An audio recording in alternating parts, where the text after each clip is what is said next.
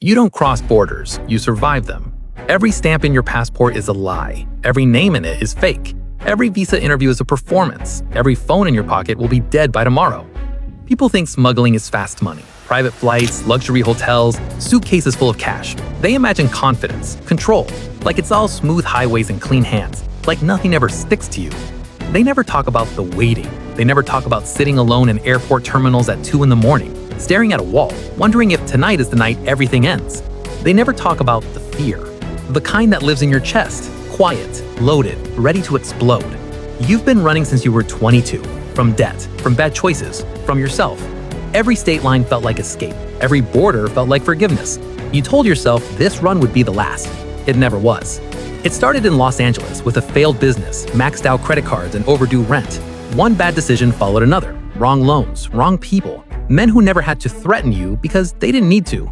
They reminded you instead, through broken doors and silent warnings. That was when Marcus offered you transport work. No details, no paperwork, just deliveries. He said it casually, like he was talking about picking up groceries, not changing the course of your life. Your first job was simple: LAX to Miami. A tourist passport, a borrowed suitcase, a one-way ticket you pretended was temporary. Inside the suitcase were 4 small stones, not diamonds, not anything that looked valuable. Hope. You just didn't know it yet. In America, smuggling isn't about hiding, it's about beating systems. You don't run from authorities, you study them. You learn the habits of CBP, TSA, ICE, and DEA.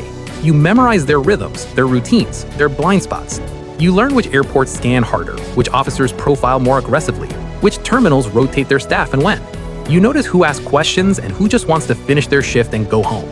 You study routes like maps of survival: Florida to the Caribbean to New York, Texas to Mexico to California, Canada to Chicago to Atlanta, Africa to JFK, then Antwerp and back again. Every path has a history, every stop has a risk.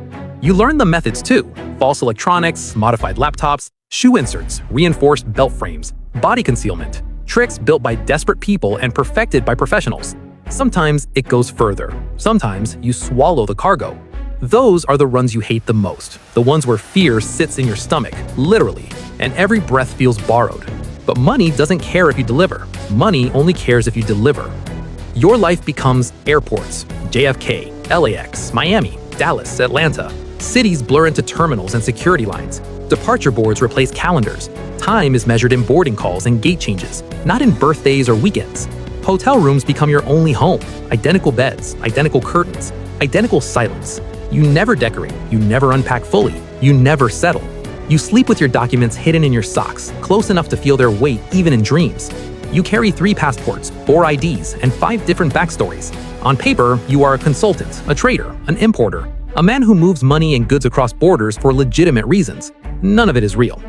Every phone call could be surveillance. Every Uber could be logged. Every hotel camera could be watching you. Every stranger might be listening longer than they should. So you live quiet. You stay invisible. You survive. By 27, you're promoted. Not officially. There are no contracts, no titles, no ceremonies. You simply become trusted. You're no longer moving test packages or low-risk cargo. Now you handle real stones. African conflict diamonds, Venezuelan shipments, Russian syndicate cuts, raw, untraceable wealth. Millions of dollars stitched into a jacket lining, hidden in seams and false pockets. After a while, you stop touching them. You don't admire them. You don't weigh them in your hand. You just move them from point A to point B, from one shadow to another. The money explodes. A condo in Miami, an apartment in Brooklyn, cash hidden in 3 different states, accounts under names you barely remember. To outsiders, you look successful, self-made, untouchable. Inside, you feel hunted. You had a friend, same neighborhood, same debts, same late nights worrying about bills and mistakes. You grew up believing you would escape together, that whatever came next would be something better than what you were running from. But he chose a different route. Not stones, not quiet packages and careful planning. He moved powder, pills, and liquid vials. Drugs moved faster than diamonds. They paid quicker. They burned hotter. He liked the speed, the flash, the feeling of being untouchable.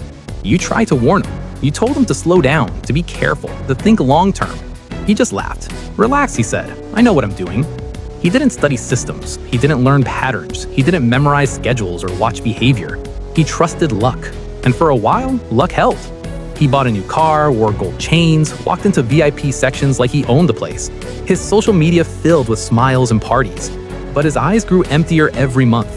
Then it ended in Newark. One wrong courier, one missed call, one bad signal. A DEA raid. No warnings, no second chances. 20 years. No passport, no exits, no next flight. You visited him once. A glass wall between you, an orange uniform on his body, a face that looked older than it should. He didn't say much. He didn't need to. You understood. His story was what happened when you lost. Yours was just what happened when you didn't. Yet, federal databases know your patterns. Watch lists whisper your name in quiet rooms. Algorithms circle you like predators, waiting for a mistake. And you know the truth. One wrong flight, one wrong answer, one moment of hesitation. Game over. It happens at JFK.